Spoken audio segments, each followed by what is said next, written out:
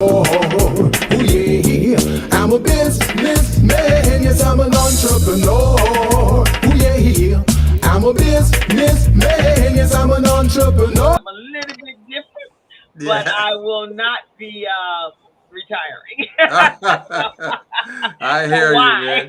What would be the point of retiring? Well, I think So our next guest is going to tell us why we need to manifest that, right? exactly. So we have Mr. Steve Martile. He's an entrepreneur and a spiritual teacher who loves adventure and having fun. But he started out as a mechanical engineer, and I thought it was All kind of right. I interesting like that. how that very analytical person Yeah, yeah, exactly. became an entrepreneur. Because we all over the place. But and then he became a life coach. So I mean, from one spectrum to the other side of the Yeah, spectrum. yeah. And today he runs a marketing agency that helps entrepreneurs build their business. And he has roughly about 1.5 million views on his YouTube channel. So we're Oh, envious. wow. I And hope I hope all of your followers are watching you today, Steve. and have become known for his 7-day manifestation experience. So, which is available, I believe, on Amazon, and it's how can you create the life of your dreams. So, with that, we are going to bring him on, and he can talk more about himself. But so, tell me how you went from a mechanical engineer to a life coach. Welcome to the program, Steve. Welcome to the Business Zone. Thanks, Crystal. And thanks, Gilbert. Thanks for having me on the show. Yeah, that's a pretty big question, but I'll keep it short. I worked as a mechanical engineer for about 13 years, and I got to a point in my life where I believe there's either two things that change in your life where it kind of guides you. And I think there's a lot of people going through transition right now. And what you realize is that something either happens on the outside that gets you to change on the inside, or something happens on the inside. Yes. That's what happened for me. Yeah. Is that I got to this point where I felt like this emptiness, this hole in my chest. And I tried to fill it with things, with alcohol, with cars, with material things. And it wasn't doing the trick. Right. So what I ended up doing is I ended up getting into personal development. I ended up going to live events. And one of the very first companies I worked with was Landmark Education, where they were basically teaching us to get in touch with the inside. So, and just to give you an example of like where I was in my life, and some people might relate to this. So as I was working in Toronto, Canada, I was basically an engineer, mechanical engineer. I had a good job, well-paying job, was married at the time, and still am married, but just felt like I had the perfect life, right? Like I'm putting it in quotes. But then what happened is that as I'm going through my life and going to my work day, I would walk into one meeting with one of my supervisors who was also an engineer. And he'd be like, okay, these are all the 30 projects we're going to be working on for the next year. And I'd be in there for 15 minutes. I'd walk out of that meeting, literally walk into another meeting with the other supervisor. And he's like, here's another list of priorities, which were totally different than the original list that I got from the first guy. Wow. And so being a people pleaser, the disease to please, Yes. what happened was I was in a conflict. I had this conflict. Yes. I was like, I need to do something about this. So that Yes. in the beginning led me to reading books, like Think and Grow Rich, Tony Robbins, Unlimited Power. I eventually, like 6 months later, ended up going into some seminars. Landmark Education was the first company I ended up going with. We did a program for a weekend, and then I'm in their weekly 10-week program, and something very pivotal happens for me. We're at the very first meeting. I've already done the 3-day event. I'm starting to see changes. I'm excited about life again for the first time in a long time. And I'm like, 29, 30 years old. I'm 46 now. So I'm at this stage where I'm like realizing that life is more than what I had realized. It's not the physical things. It's not the material things. So I'm at this meeting, and the person who's supposed to, there's groups of 40 of us, but we're all broken into groups of like 4 or 5 people, and each group has a coach. And so what happens is the coach is a no-show for the first meeting. Oh, my Lord. And so everyone's looking around, and they're like, who's going to be the coach? And I was scared shitless. I was this guy. I'm like, I raised my hand, and I'm like, I'll be the coach. Not because I wanted to be a leader, because I knew if I was the leader of the group, I got to coach. Yeah. And as I started coaching, that made me feel more alive than anything else I'd ever done. Yeah. And that kind of led me in a direction where eventually, a period of about a year later, I went up to the president of the company I was working with, and I said to him, I'm starting my own business and I'm quitting. And he came up to me and he gave me a hug. And I was like, I took that as a sign. I'm like, okay, this is the right direction for me. I'm moving in the right direction. It's amazing how the stories that we have that led us into entrepreneurship, it's so different, and I love yours because no one would have thought that. That's a real ballsy move right there, to give up that sure job for entrepreneurship, which was so uncertain. That's amazing. And the other thing, I'm from Buffalo, New York, so I've been to Toronto and I've been to Montreal, and that's a whole different mindset. This mindset is a California mindset, dude. This would be not a East Coast up Canada mindset. So kudos to you, because most people, and when my mom told me we were moving out here, it's like, oh, good. There's more creativity out there. Everybody there is pretty status quo. So that was, I'm sure, an amazing experience for you. It did start out as me living on and trying to figure out how to make money as an entrepreneur. And I'm going to be honest with you, those years were tough. That first year, for sure. Because I didn't have any of the skills to do it. The question I want to ask you, though, Steve, is when you told your wife that, what did she say? She thought it was nuts. Yeah, she thought it was nuts. But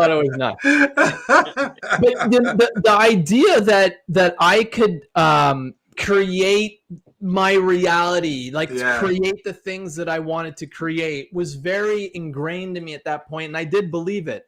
Yeah. But the thing that I learned is that you do need the physical skills. I didn't have the business skills at that time. Yeah. So that first go at being a life coach I made some money, but it wasn't enough to pay the bills. Yeah. We ended up getting in a lot of debt over that next 18 months. Yeah. But this is what was interesting to me, is that during that time, what happened is that we got to a point where we're sitting down. It's like Toronto, summertime. It's nice outside. My wife and I are like, I was like avoiding the bank balances, and I'm like, we need to have a conversation about this, because our debt got to the point where we couldn't take on any more debt. We maxed everything out. Yeah. And she said, you need to go back to work. And I said, okay, I will go back to work, but I'm not going to do something that I'm not happy doing. Right. And she's like, that's fine. I said, that's the only condition. And so I went with this belief that I could create what I wanted. And I actually, every day I would visualize, and I would get into this state of being in this state where I was like, okay, everything, the job that I have is, I'm working it, I'm feeling it, I'm presenting, I'm doing the things that I love and enjoy. And 30 days go by and not much happens. I think I had a couple interviews. There wasn't a lot of jobs. This is during 2008, great financial crisis. So it's a disaster, really. Unemployment's at the highest it is in US, but in Canada as well at that time. Right. But what happened was amazing. So what we were driving home for the Canadian Thanksgiving, and home for us is about 300 miles at that time north of Toronto. So we're driving home, we're going home, and I get a phone call from a recruiter.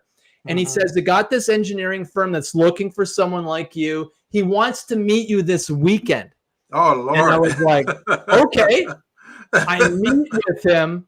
He starts talking about, have you ever done sales before? I said, no, but that sounds fun. And he goes, you're not a normal engineer. You think sales is fun. So we had a conversation. We hit it off, and I ended up getting the job, a signing bonus, the whole thing. And I was like, oh, okay, I got it. I can create what I want. Yes. A few years after being in that job, I did venture out into entrepreneurship again. The first 4 clients I got were construction companies. I ended up doing marketing for these construction companies. Yeah. That was my final, I was like, I crossed the chasm. I'm not going to go back into engineering. And I got into it, and I've done a lot of things since. But that belief in myself changed when I realized, I was like, okay, I don't have to settle with what I've got. I've got to work with my belief systems, and I can create what I want. And one thing I did want to mention to you both, Gilbert and Crystal, and also your audience, is that I want to be very mindful to let everyone know that the first time I quit my job was cold turkey, but the second time I did it, I was like, okay, on a scale of 1 to 10, getting into this business, 10 being I know that I can do it, and 1 is there's no way in hell. Yeah. How where I'm on that scale. The first time I quit my job, it was like a 1. I had no idea how it was going to work. I didn't even believe it. The second time, I was like, I'm like a 7 or 8. And that's the reason it was successful, because I was aligned with my own belief system. Yes. Right. That's amazing, exactly. man. Because on that first one, you were flying by the seat of your pants, on faith and a prayer, as they say. Yeah. The second one, you did your research, and at least you had. Let me graduate into this, man. Let me think what that looks like. So, and you had, I assume you had built up your little reserves there, enough to make your wife comfortable for you to make this next big jump. See, entrepreneurship, man, is like jumping in the deep end of a swimming pool and don't know how to swim. And you're going, oh man, what am I going to do? I can't drown because I got family to take care of.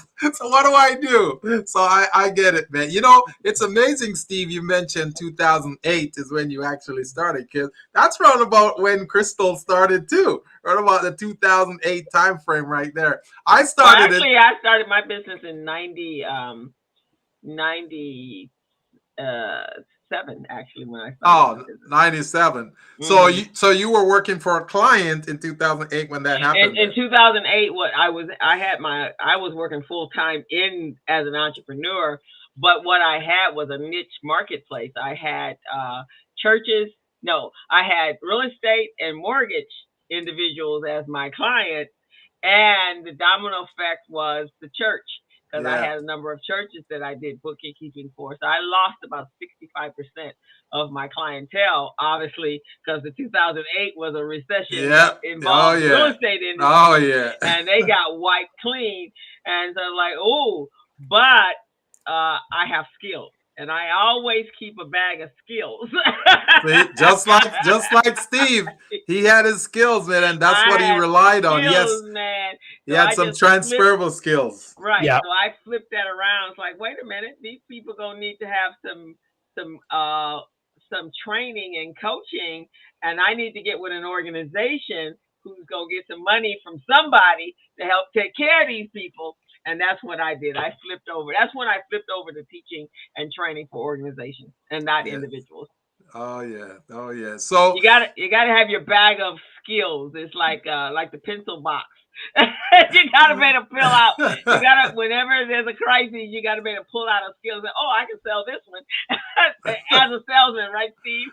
Absolutely. So Steve, when was it that you got your first client that was really paying you some decent money that you can say, okay, maybe I can live off this thing? When was that?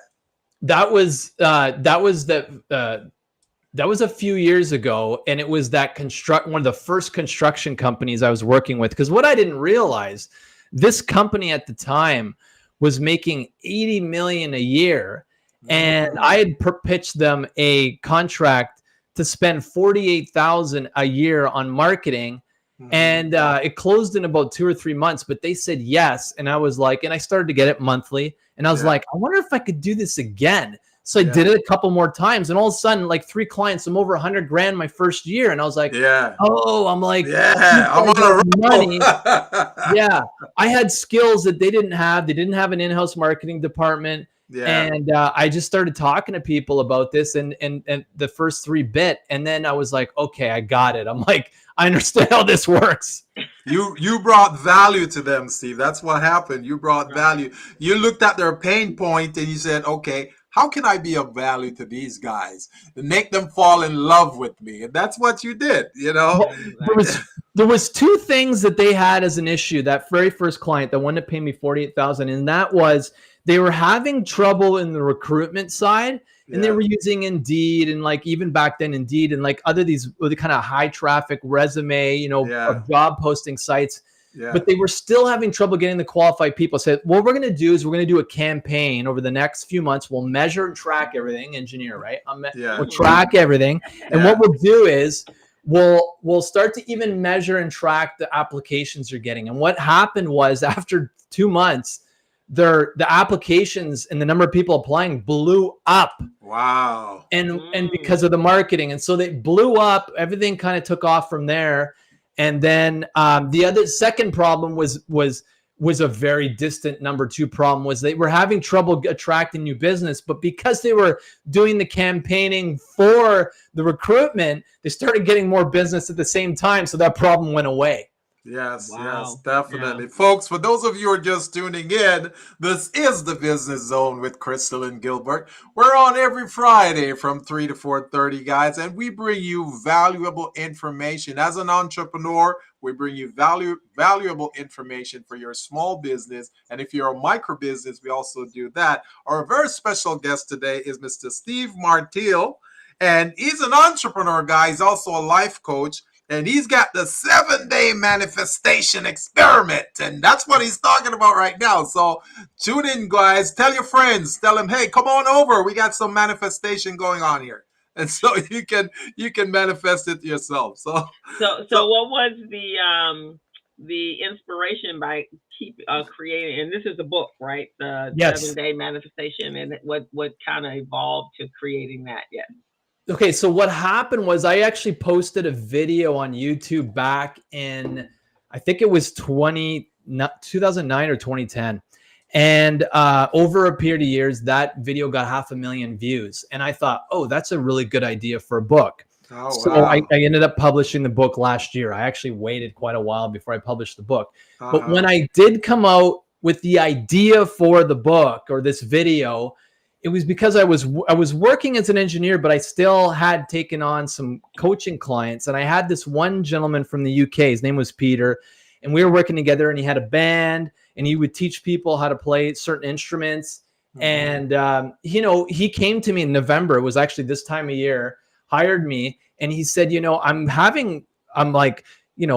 we're getting to Christmas soon and holidays, and I just need to be able to have some money and struggling financially. But he really came to me complaining about everything as if everything was happening to him. Poor me. Yeah. So I said to him, okay, let's do an experiment. I said, because I realized at that point, I was like, okay, if you believe there's something that you want to create for yourself, you can create it. And so he wasn't there yet. So I said, let's just do an experiment. I'm like, it's like a pair of jeans. You're going to try them on. If they don't fit, you take them off, but put something else on. Okay. but the key thing is that it's just something to try on. You don't have to accept it. You don't have to even believe what I'm saying. And I said, I want you to try this for the next 7 days. I want you to, and I brought them through these 3 steps. And then at the end of it, I said, okay, what are you going to create? 3 things over the next 7 days to test this idea. Yes. And he said, okay, I actually have 3 things that I would love to have happen. I would love someone to buy me a beer this week. I'd love for someone to cook me dinner, didn't matter who. And I'd love for to win the card game that I play every Thursday. And I was like, okay, got it. So 4 days after we had that conversation, and by the way, I have to emphasize this, Gilbert and Crystal, is that these 3 things were believable to him. Remember that 8 to 10 scale? Right. They were believable to him. Everyone's beliefs are different. So we have to honor that for ourselves, right? Even when it comes to money, we have to honor that. That's so true. Out of that 3, the chair of a committee he was on asked if he wanted a pint at the pub and bought him a pint. The same night when he got home from the pub, his partner cooked him a delicious dinner. And number 3, the next day when he went to his card game, he got great cards all night and he won the card game. Oh, wow. That's amazing. So he came back to me and he said it worked. and the way I present it in the book and I present it to people is that you want to think about like our intentions, our thoughts, the things that we want to see show up in our lives.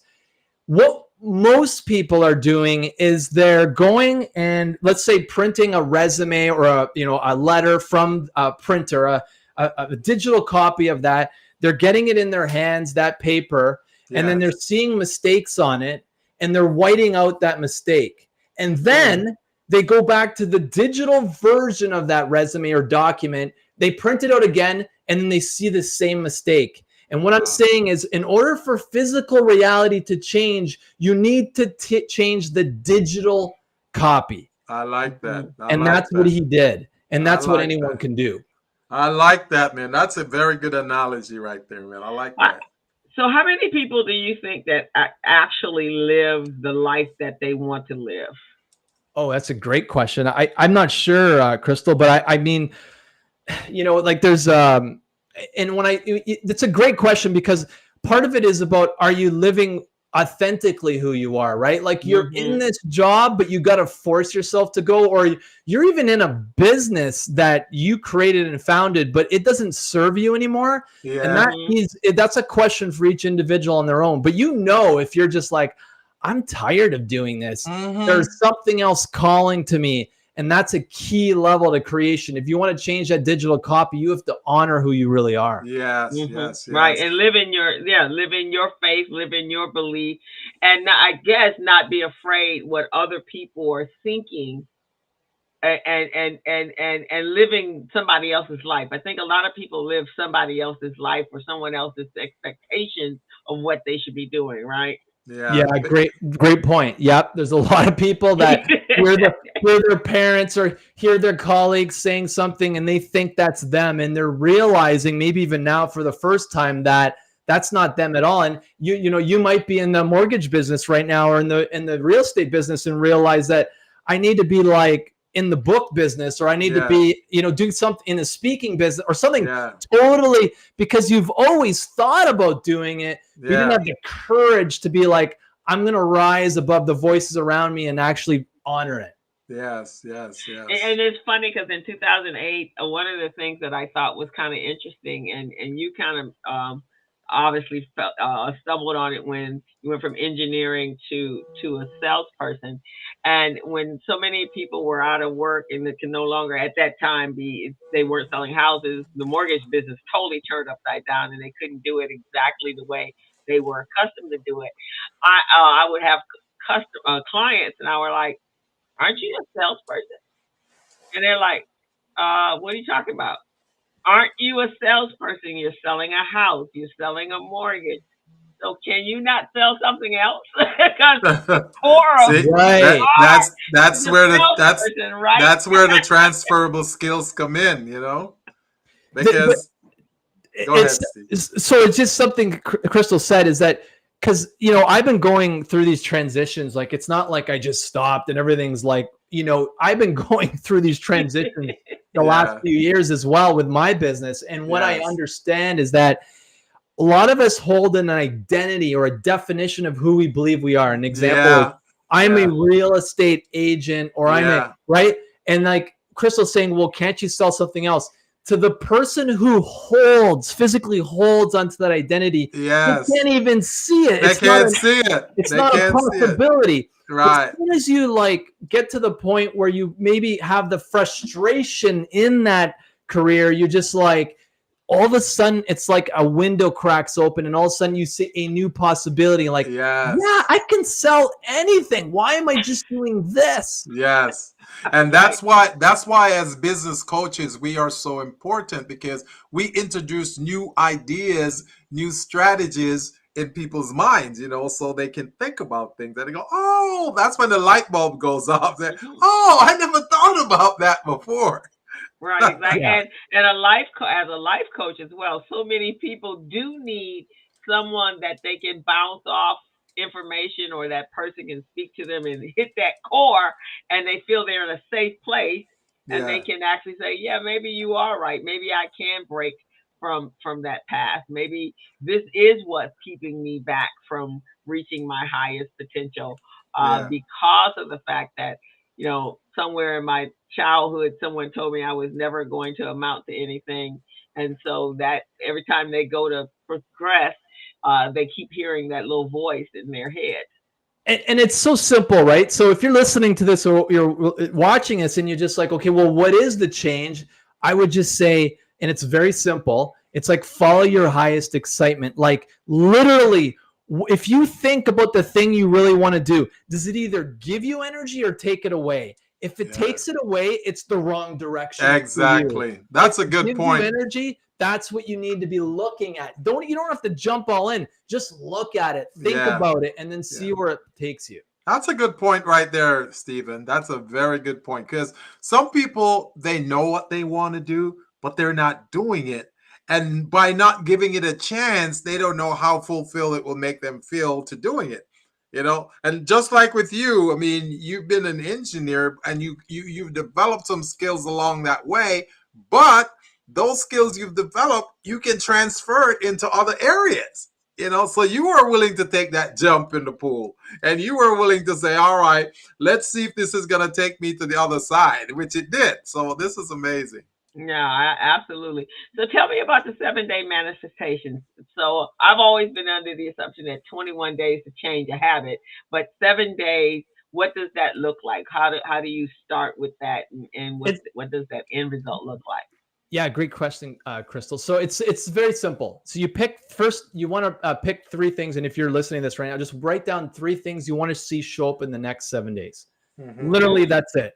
Now, second step is, once you know what those 3 things are, I suggest one of them be money, right? Yeah, It can be, and again, we're working with belief systems, so you got to honor who you are. So pick something that is an 8 out of 10 for you. I'll give you guys an example. So if you say, I want to see, I don't know, a deposit of 5,000 show up, and you're like, that's a 7 out of 10, then I'd say back off a little bit, pick 4,500, something that's an 8 out of 10 for you.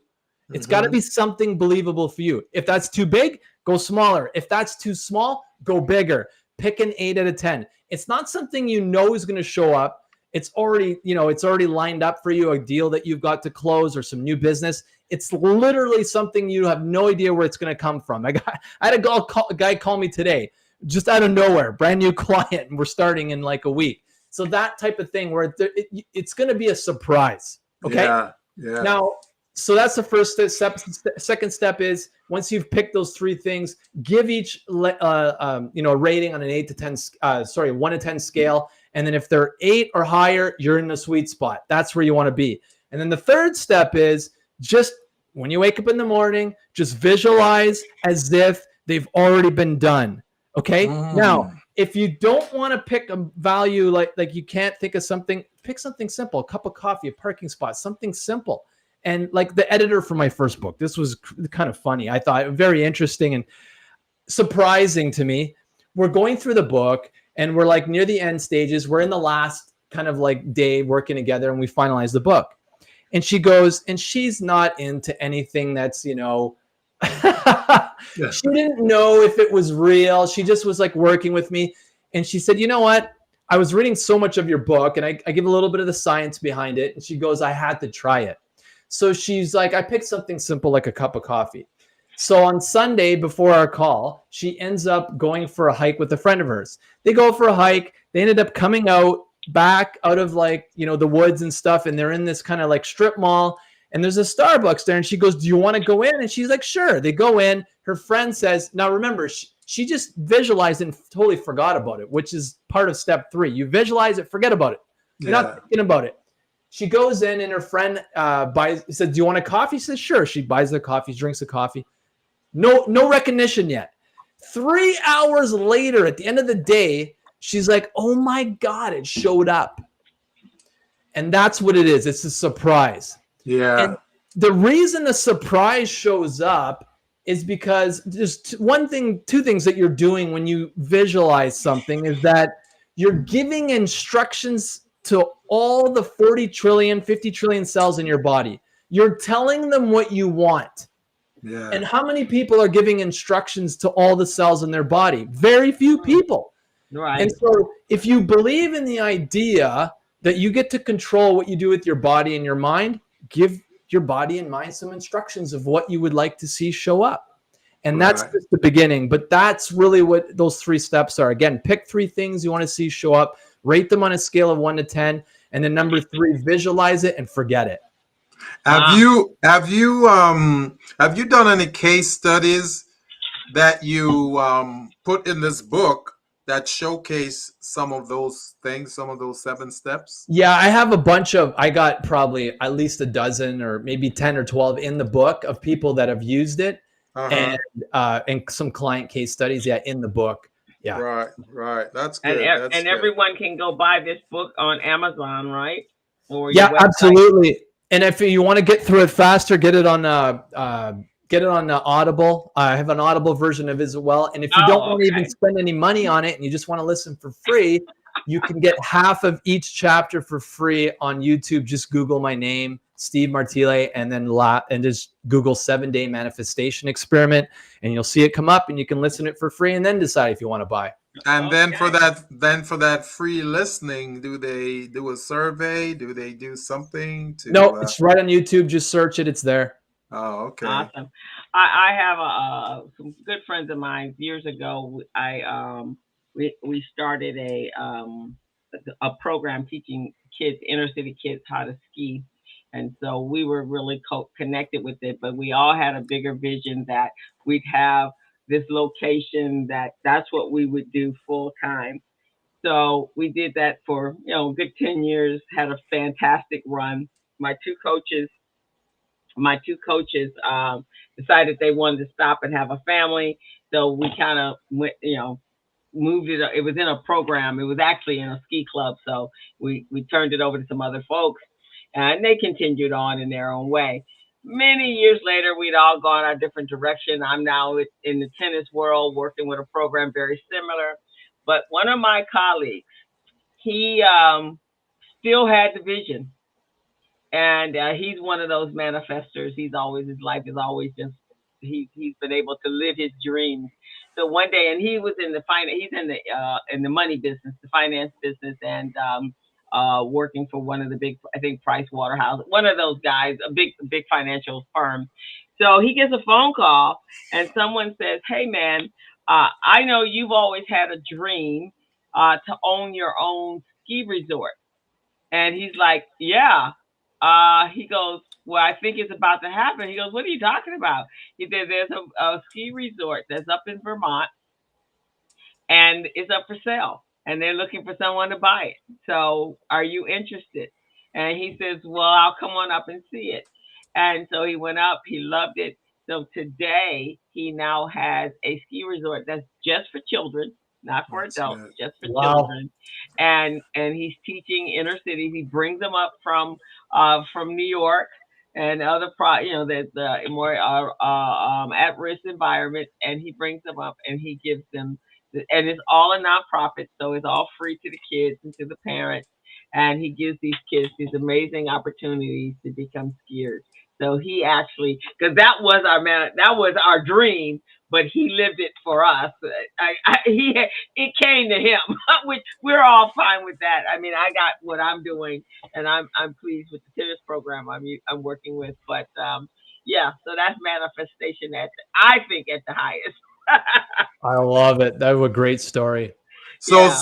so Stephen, I'm wondering because I'm always thinking of expanding markets, expanding your products to different target markets and different target demographics. So, looking at the title of your book, do you are you currently reaching out to churches and trying to partner with them and collaborate with them? Because I think the message that you're conveying in this book would be really good for a lot of some of the churches and their membership.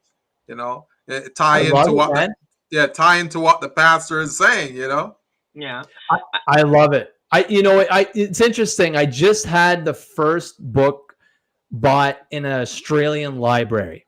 Now you're like, Yeah. how the heck See. did you do that? And it's like, Yeah. there's See. a ton of ways to just Yeah. distribute your book. Yeah. So no, absolutely, because it's really about, because then the library buys the book from me. They Yeah. buy the license, and then everyone can listen to it for free. Then when they get it Right. from the library, I love that idea. Right. Mhm. And the reason I was able to think of that is, when I work with my clients and we're doing coaching, one of the things we do is we have them develop a business model. And in that business model, we go over the 9 areas in your business model that you need to cover. And one of those 9 areas is your target market segment. And in that target market segment, you don't want to have too many, you don't want to segment it too much where you got like 15 different targets you're going after. But you want to have a handful that's really solid and can support your marketing efforts. So we look at different areas. So right now you're selling this to folks who want to improve, self-improve. You're probably selling it to entrepreneurs, but the churches would be good too for that. You see what I mean? And Yeah. other groups that do spiritual things, and also group of youth, like Crystal works with youth. Something like this will be good for them so they can start thinking about manifestation. So yeah, I was Yes, thinking of, that target audience, somebody else that's marketing to the same target. But yeah, I also think, right, and I'm sure you see this as well because you are still kind of in the corporate world as a salesperson. Um, one of the I guess the biggest things or biggest challenge that came out of the pandemic was so many people realized during that year and a half or almost 2 years how unhappy they were with their lives. yes, yes, yes, Cannot yes, get back to work. They cannot find yes, their center. They are just like floating out there. And I know the employers are having major problems trying to recruit people because they just yeah, don't want to go. But they don't know where they want to go. I'm not quite sure how they're yeah, living, but yeah. have you seen that, or are you working with some individual or groups that are addressing that issue? Because I know that's a big issue right now. It's interesting. So part of the business I'm in is publishing. So I got into it obviously when I published the book. And I Yeah, have a couple CEOs I'm working with, and their employees, like there's definitely a conversation around that, around yeah, getting people, either the right people in the organization yeah, or getting the right people to see the work they do differently. yeah, Mm-hmm. yeah, So yeah, I don't work with it directly, but I'm working directly with the CEOs. yeah, Because Yeah. there's a mindset shift for them, right, as well. yeah, Because yeah, they think in linear and traditional that all your employees have to be in this one place so you can oversee them. But when you look at the broader picture as an entrepreneur, when I looked at the broader picture, if you were all working via Zoom or wherever you were, and your business didn't go out of business, yeah, and in fact your revenues tripled or doubled, maybe you have to look at that piece and say, well, I wonder what's different. Oh, my employers have a little bit more freedom, but they're still doing their job. yeah, yeah, yeah, You're preaching to the choir. I'm so on board with that because I'm like, I've always, and then the team that I've put together, it's like everyone loves what they do. I'm yeah, like, I literally take a new author to a certain level. In 60 days, we get the book draft done, and then I hand them off because there's other things that I don't want to be involved in, and I'm yeah, giving them their strength. And that's the same thing with employees. I know there's CEOs, especially people I work with, are aware of that. yeah, It's about getting their people aware that there's something else that you could be doing at the company that would be more fruitful for you and the company, right? yes, Mm-hmm, yes, mm-hmm. yes, yeah. Yeah. That's a good corporate approach. I represent an organization called Hispanic Coalition of Small Businesses, and they often have retreats. They have retreats at least 2 or 3 times a year. A retreat would be another good place for this because when they go to retreat, what they do at retreats is they do strategic planning, and they try to plan for the next quarter, the next 4 quarters, the next year. And the 7-day manifestation experiment would be great for those types of things because when they're doing strategic planning, okay, here's your plan. Your plan is going to be, we want to generate sales, we want to increase sales by 50%, but for the next year or for the next quarter. All right, how are you manifesting this? And then that's where your 7 strategies come into place right there. Now, you see what I mean? So they can visualize it, they put a plan in place, they actualize it, and then they make it happen. I would love to work with a sales team. I think that would be a game Yes, changer. And I could give yes, them some real hard data that would give them like a very drastic difference over like say 6 months, even like 3 months of sales, I think would be a totally drastic change to what they've yes. typically done. Yeah. Yeah, that's how I see this book helping those organizations, man, because You know, sometimes people know things, but if they don't get it affirmed by others and, you know, like leadership or you, an outside consultant coming in and say, hey, man, here are some neat strategic ways for you guys to improve and develop. Oh, they're going to love it. They're going to But you love it. know, Gilbert, is kind of interesting, Gilbert and Steve. You know, obviously we're that entrepreneur, that right, because our brain is wired kind of different. Right, so we're always looking for that opportunity, and we're always seeing outside of the box of that opportunity. Yeah. But I think there's a difference between business owners, even though we're business owners, Yes. there's a difference between a business owner that has a stagnant type of business that does one thing Yeah. and they only know how to do it that one way, Yeah. and hiring employees to do this. Even their encouraging of their employees a little bit different, right? Yeah. Yeah. My girlfriend works at a company that's an ESOP. Because they're all owners of the company, Oh, they yeah. all give 100%, right? Yes. Right? Yes. And they have input to the company. Mm-hmm. But companies that don't have that, you're just an employee and your value is based upon whatever your title is. Yeah. Yes. And, I think and that makes a big difference, right? Yeah, there's a CEO I'm working with right now who's from like the Knoxville, Tennessee area, and he's basically his book that I'm helping him write. A big belief system he has is that first of all, you pay people to think, not to think.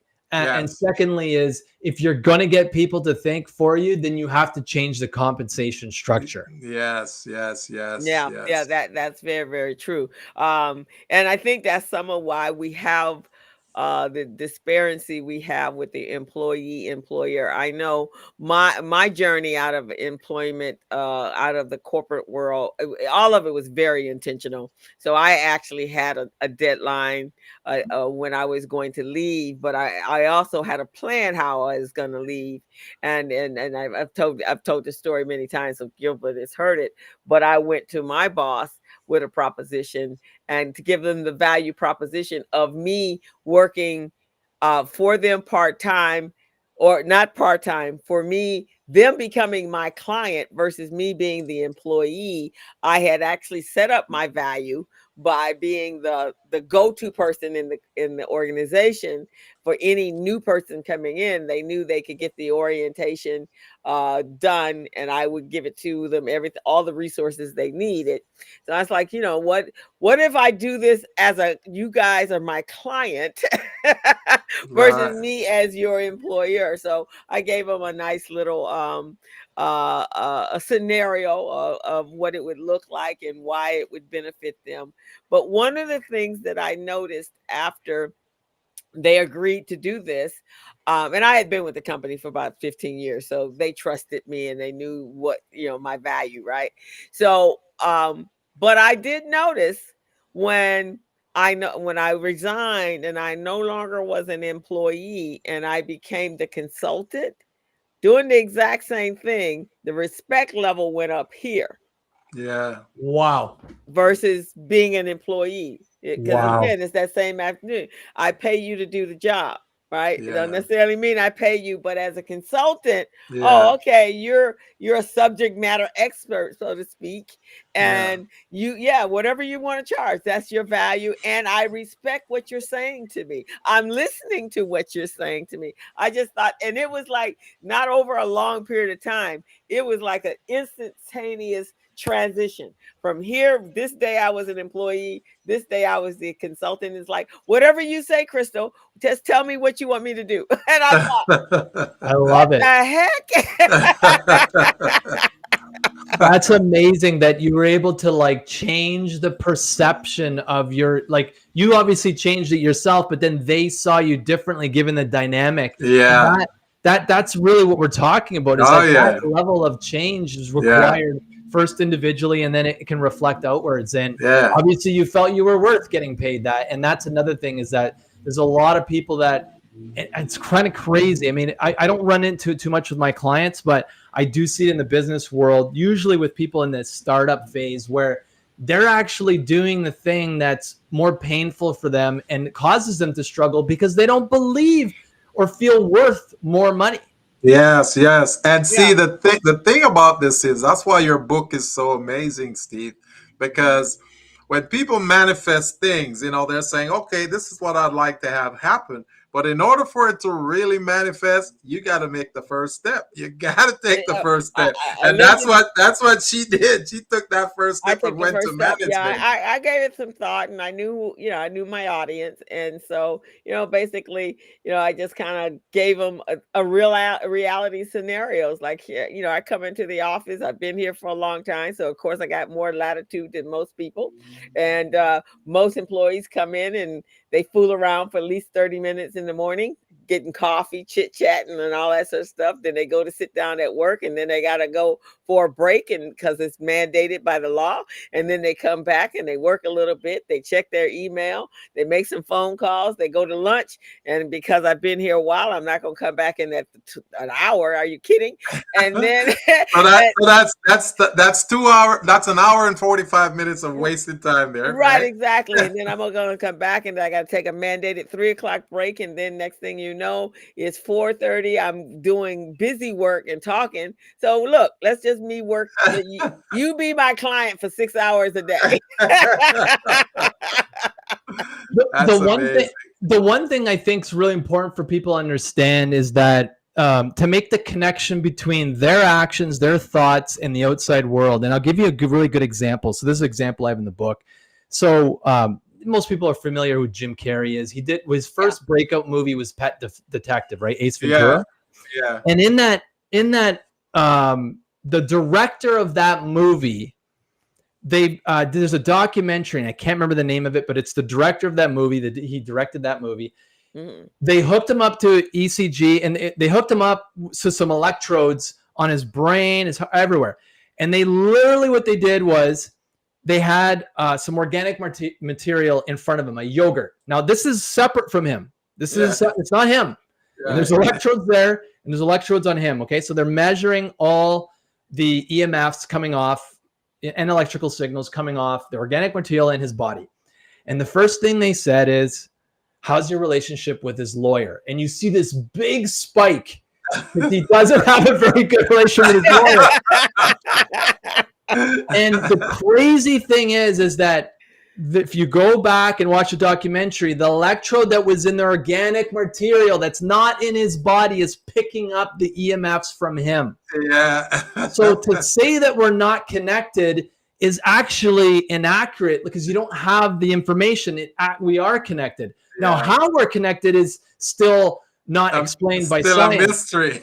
It's a mystery. However, though, we are. And that's the key thing is that you have to understand that everything outside of you is connected to you on some level. And when you get that, when you make a decision like Crystal did or like I did, you are influencing the field and reality around you. Yeah, Mhm. definitely. So And go ahead, Crystal. and I think people, we don't even know how much power we have, because that's what I think. That's a power that you have, that you Yeah. can change your current thought process, your current situation, and really bring in the joy that you would like to have in your life. But you do have to do some tweaking with the mind up here, right? Yeah, Yeah. one of our amazing viewers, Miss Linda Sam, said, "I always put my energy in the universe, but the action is the driver. Don't go dreaming big and be surprised when you get the response you want."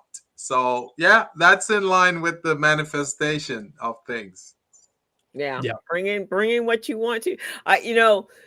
When you think about it, children are very adept at that, right? Because kids, I always tell my business owners, especially those that are just starting their business and they're trying to really, is this really going to work? And they got all kinds of fears and all kinds of stuff that potentially could stop them, right?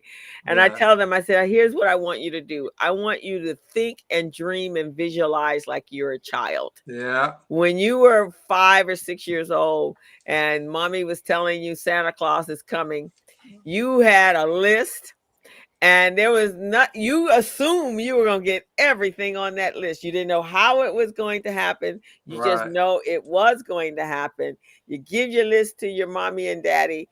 They make it happen. You don't know it. They're telling you that little, whatever story they're telling you. But come Christmas, everything you wanted is underneath the Christmas tree.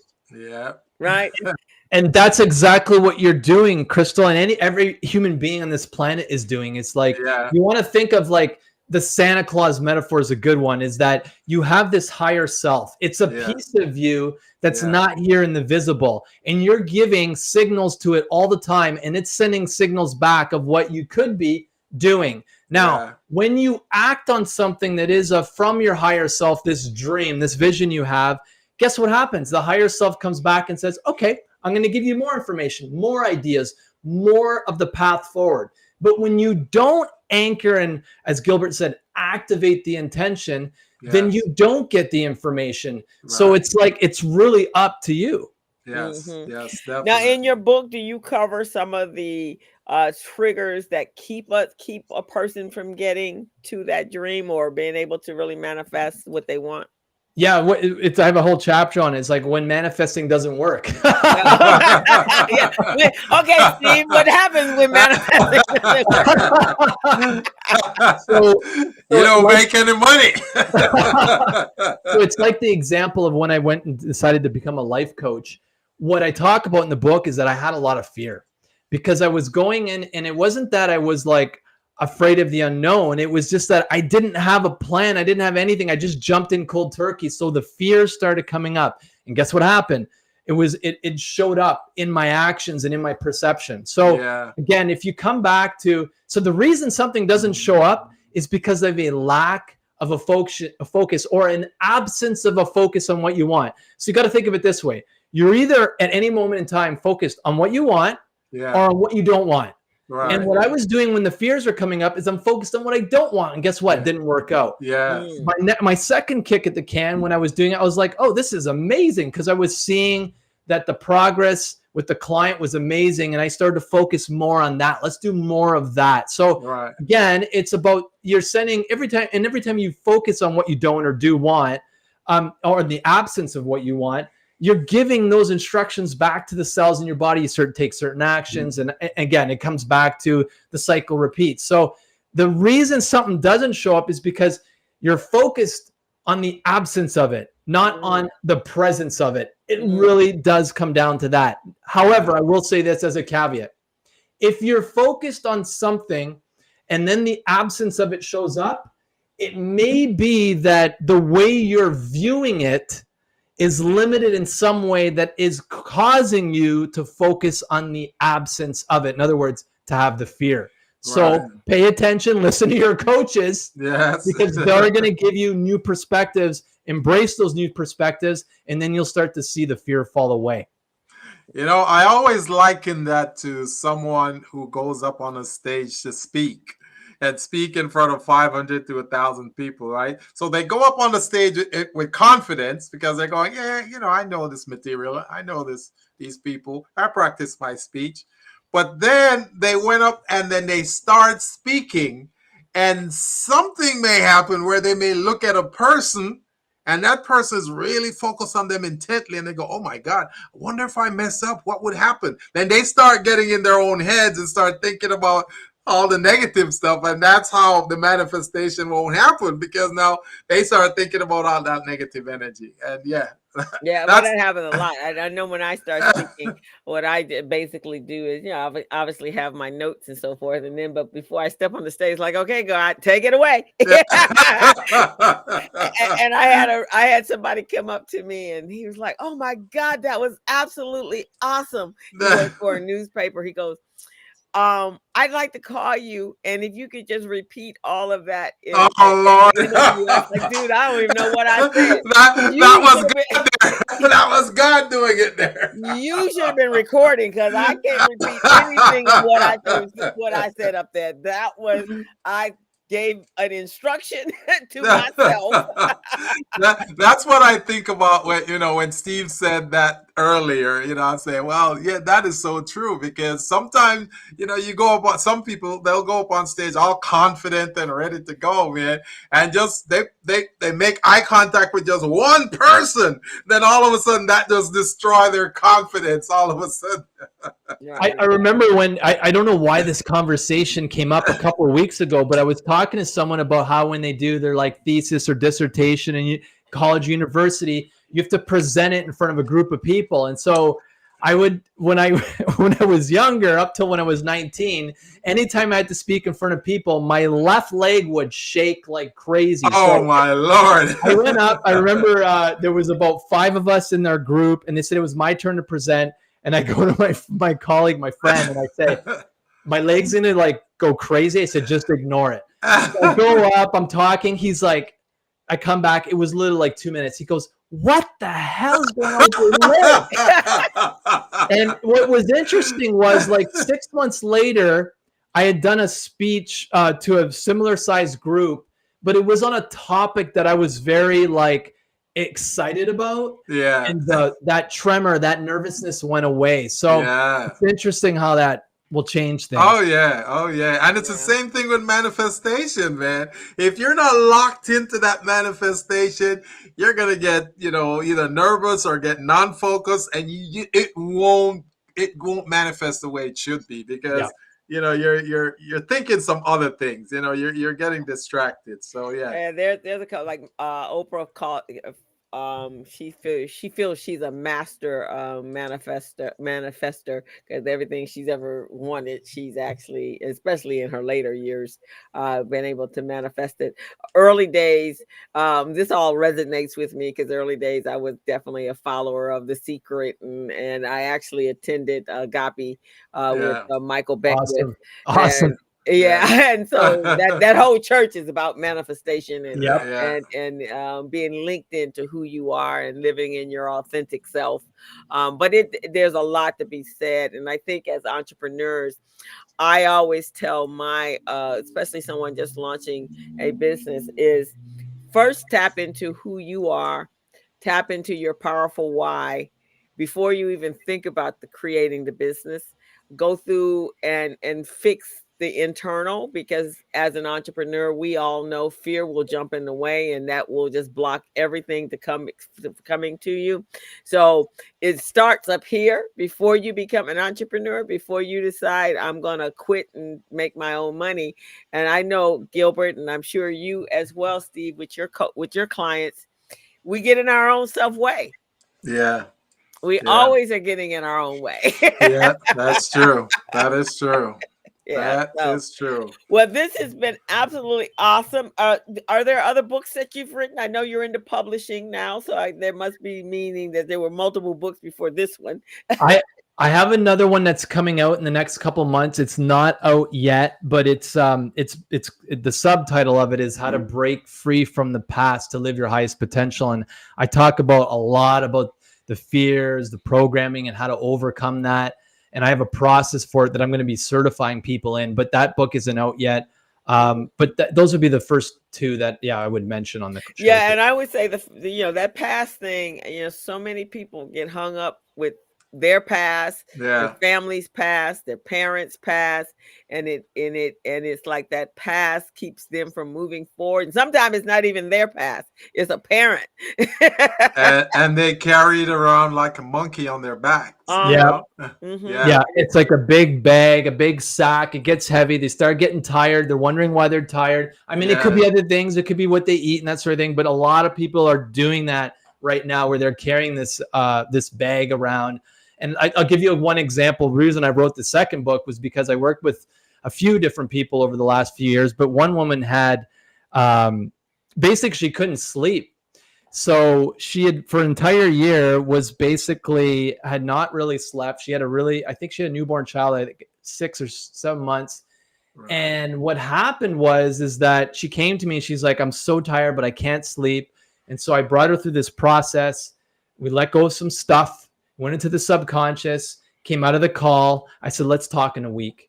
So a week later, we get on our second call, and I said, how are things going? And she says, I've been sleeping through my alarm every day. And I said, well, your body probably needs it. And Yes. so what I'm doing is in that second call, she goes, you need to teach this to people. And that's what the second book's about. Oh, Mm, that's amazing, man. yeah. You know, I love it when books are tied. Books are like a sequel to the first one, you know. They're tied into each other, and that's just so amazing. I'm definitely manifesting that this book, Steve, is going to be a bestseller on the Amazon bestseller list, okay? Awesome, man. For many, many weeks, Yeah. okay? Awesome, man. But and I think that's where we are today. I think people need to be able to tap into who they are. The world is so toxic right now, and Yeah. we're it's so easily to get caught up in it. There's so much pain and harm and lack of empathy and morality, all that stuff circling around us, Yeah. and it does affect who we are. So sometimes we have to take a step and deal with us so then that we can create a protective shield for ourselves for what's happening because you have no control over that. You can only Yeah. control what's going on. Well, Steve, this has been wonderful. Thank you so much for being on the community. I'm sorry, on the Business Zone. Got my podcast mixed up. This has been and it brings so much to me because was a time when I decided, well, just before I was, well, actually a couple of years before I really made my break from corporate America. And I was getting antsy, but again, the little fear was there to decide how. That's how I came up with that great proposal, because I was listening to everything, every tape, everybody that had a inspirational manifestation tape. That's how I got to work. And Les Brown was my best friend during that time. I I got to love work it. and how I got home, and then I kind of went into myself. It's like, okay, you can make this move, just go, because you're not happy. As it was time to go. Yeah. But I was fearful to take that first step. It's like, okay, Yeah. here, come up with a plan, and that was the Yeah. plan. So And you know, with all fairness, I'd like to say this though, because I mean, some of us, we when people freeze up and don't want to take steps, you know, we go, come on, what's wrong with you? But we got to also understand too, some folks, they've got family or they may have a spouse, they've got the mortgage and all of those things. So they're weighing, okay, if I take this step, which is going to neutralize me for probably about 7 months, how am I going to pay these bills? So I kind of understand that too. You know, maybe someone who is single, it's easier for them to take the step, the plunge, you know, just jump in.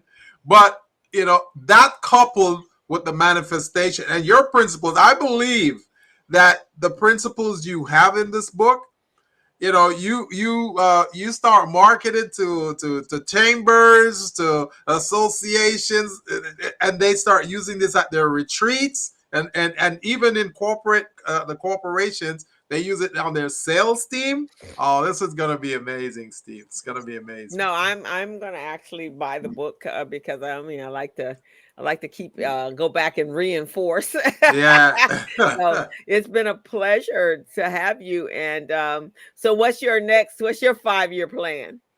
Oh, geez. Like, honestly, I have no 5-year plan. I didn't even expect to be in the publishing even 6 months ago. But, Okay. you know, yeah, and I was telling my wife this, is I'm calling this the kind of the great surrender, is that we all have ideas about where we're supposed to be. And sometimes, not all the case, in my case it was, the authentic self is not allowed to breathe and to come through. Oh yeah. And one thing that I will say about this, and I don't have an explanation for this, Yeah. is that when I got into the publishing business, the clients keep coming. It doesn't take a lot of work. I love doing it.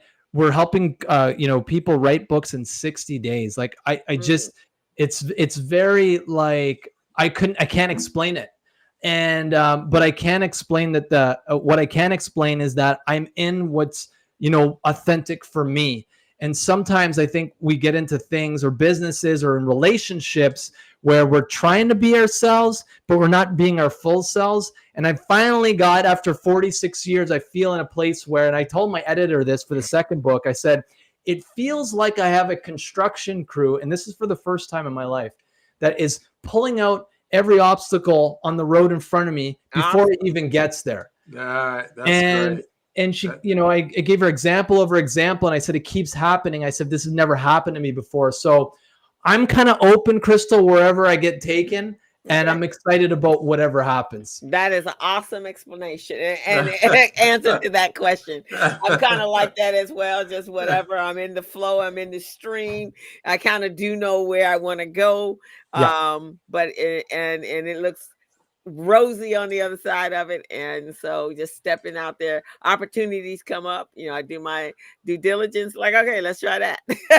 and also you got to look at it, it's your turn. It's your turn. That's why those obstacles are being moved, man. It's your turn. It's your turn. And I always think, and I guess this is it, even for every last one of us, right? I believe, and this is my philosophy, that at birth, at the point of conception, there's a manifesto and a destiny that's created for each one of us. Yep. Once we develop into the humans we're going to be, yeah, there will be some journeys and some roads we will take that may lead us to it or may take us away from it. But our job is to determine what is that direct route to get to the destiny that was already pre-written for us before we were even brought on this earth, and maybe even before conception. That is so true, man. That is so true. I think you're 100% on point, Crystal. Like, I literally couldn't have planned it better myself, because when I look back, especially at the last year, I was like, oh, I met this person for that. I connected with this person to learn this technology. I got this technology now implementing. I'm like, wow. And this is like an insight to what you just said about this destiny, or this maybe this soul contract that we have. Yeah. When you are aligned with it, what I find happens is, and this is a kind of crazy, I think, is that for the last 5 years, because we've been running a marketing agency, I've been using this technology. The technology started to give me a lot of issues in the last 6 months.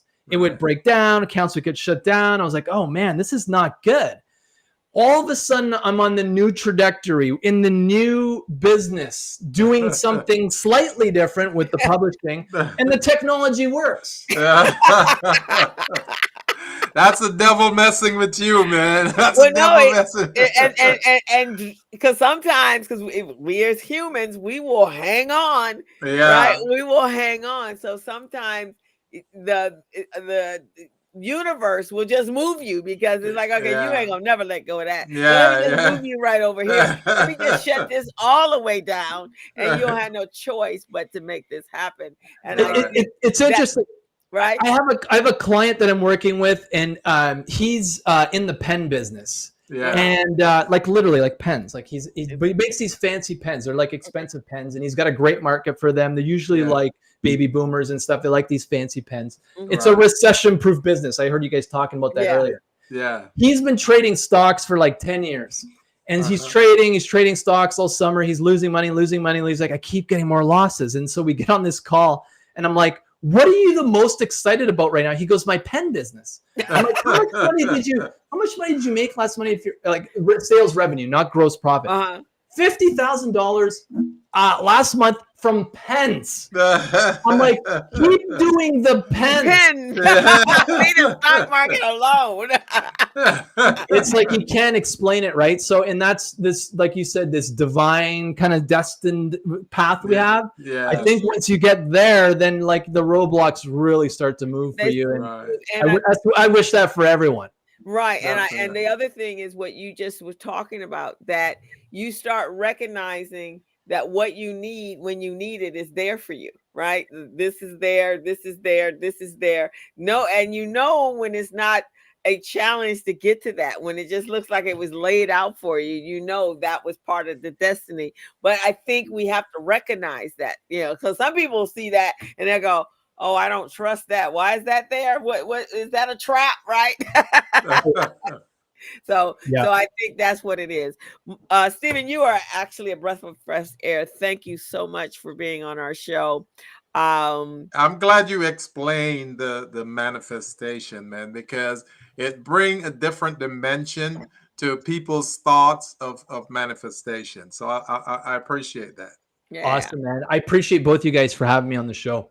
Thank Not a you. problem, man. And we wish you the best of luck in all the directions you're going in, and everything will lay out the way it's supposed to lay out based upon your destiny.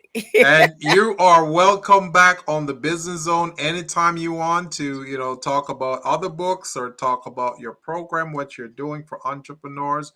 That's what we do here on the Business Zone. I would love to come back. Thanks, Do you Gilbert. do you Yeah. I do a I do a youth program where I teach kids how to be entrepreneurs. One of the classes is virtual. Is that would you be open to speaking to some kids? Absolutely, 100%. Okay. All right. Okay. I will Now, does we Crystal have your phone number? No, but yeah, I have the how he signed in on everything, Does and oh, he? okay, good. and I've actually spoken to you. So I will next year. We have already started. The kids are in the ideation mode right now. But in January we'll be putting together our list, and we can do a Zoom. It can all be on Zoom, and you can talk to the kids. I would love to do that. We yeah, you can talk to the kids. And I think our young people today need to have that motivation to be able to connect to their inner higher selves, that to make things happen for themselves. Awesome, awesome. Now, Thank you, Steve. sir. Now, Stephen. Was I pronouncing your name correctly? I said Martile. Oh, it's Martile, but you know what? It's because my dad's Italian and then he immigrated to Canada. It's Martile. That's So why. it's Martile. Okay. Yeah. So I always like to get people's name correctly because it goes a long way.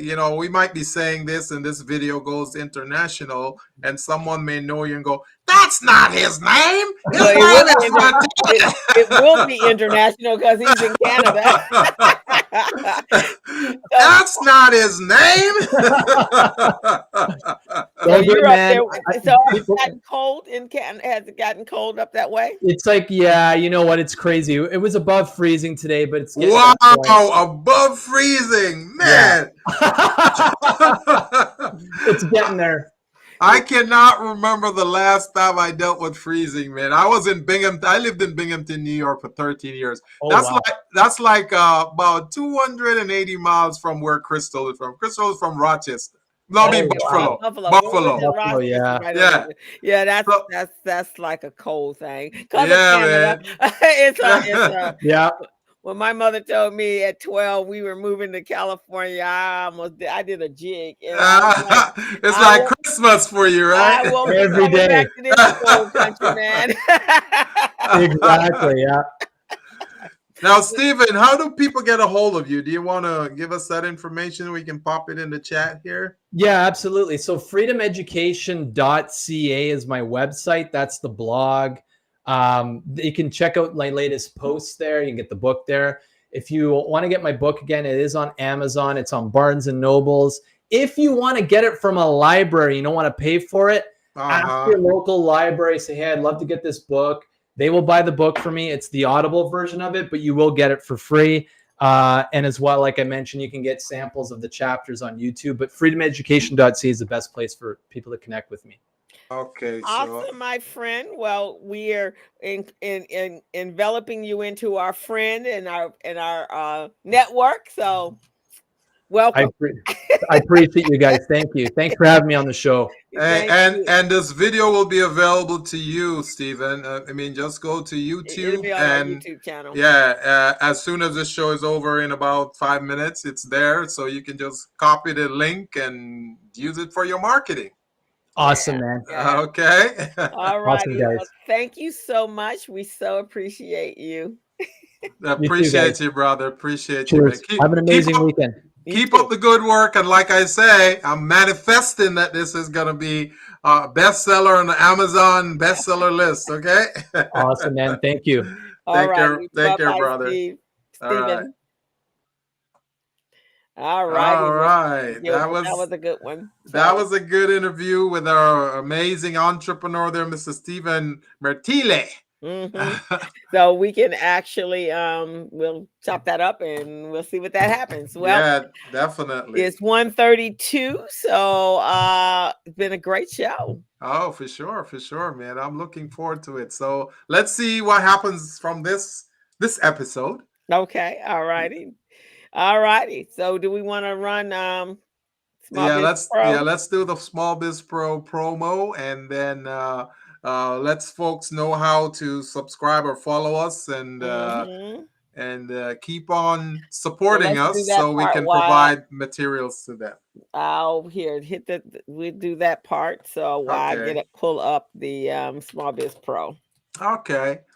So, folks, you can reach out to us by going to YouTube and hit the subscribe button, or you can just take your phone right now, take a picture of this QR code that we've got listed here, and it will take you to our site. It will tell you everything you need to know about the Business Zone. Business Zone is on every Friday from 3 to 4:30 with Crystal and Gilbert. And we provide vital information for small businesses, micro business, and entrepreneurs. Help you to grow your business, help you to move along, also help you to obtain contract opportunities as well as being government certified for contracts. So follow us, and you'll get a lot more info. All righty. So we give this little thing a few minutes so I can pull us in. Yeah, All righty. Ready? ready to Whoop, whoop, whoop, roll. whoop. Oh, wait, what's happening here? Oh, here. No. All righty. There we go. Here we go. That's right. Tool that organizes your company's paperwork and takes care of all your record keeping? Does your current record-keeping system send you 90-day alerts to remind you that your key documents are about to expire and need to be renewed? Can you find contracts and procurement opportunities in seconds from any of the 50 United States so you can grow your business? Is your business organized so that you can tell which key documents are needed to efficiently run the business? How about woman-owned, small business, or disadvantaged business enterprise certifications? Do you have a checklist of all the key documents you need to become certified? Does your current system allow you to conduct market research from multiple sources and provide you industry and market data in seconds? Well, Small Biz Pro does all of that and more. Small Biz Pro is the #1 business management, compliance, procurement assistance, and market research assistance tool on the market today. Download the app now and you will be amazed. It's like having 3 additional employees working for you, but you don't have to pay them. What are you waiting for? All right. So you guys want to go on out there and get your 3 employees that you don't have to pay for. I love it. I love it. You guys don't have to pay for it. Just free 99, guys. Right. So run over to smallbizpro.net. Is that what it is? That's right. All right, and get your and reach out to Gilbert. This is his program that he created.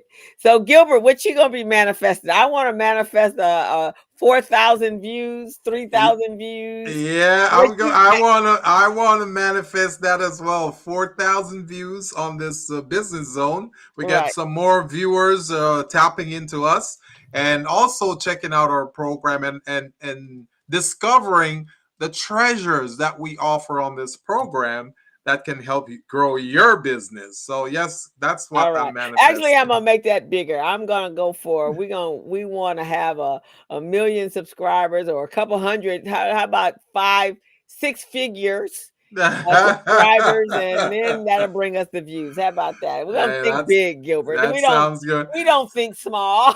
See, I will start the baby step and just hand it over to you so you can do the bigger steps. How about that?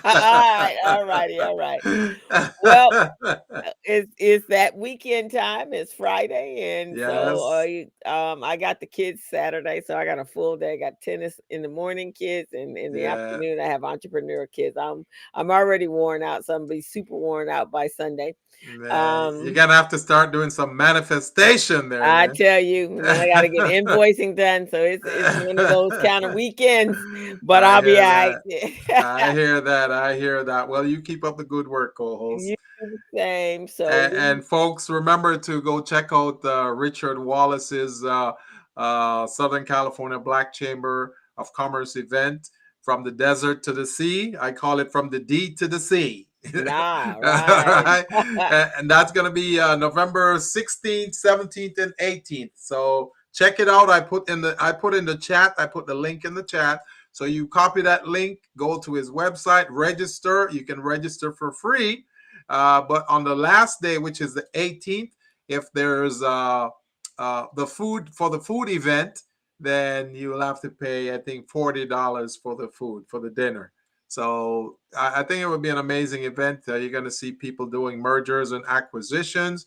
I will be there on the 17th on a panel talking about certification for government certification for small business, and how you can access it using certain skills and strategies. So yes, guys, you want to check it out. At least go out there and see Gilbert. Linda, thank you. Fernando, thank you. Who else is here? Patricia, thank you guys for tuning in. And we will see you guys all next week, next Friday, same time, same bat channel. That's right. As a small biz pro, I saw we roll, using procurement, program, and control. As a small biz pro, I saw we grow, using procurement, program, and control. I'm a businessman, yes, I'm an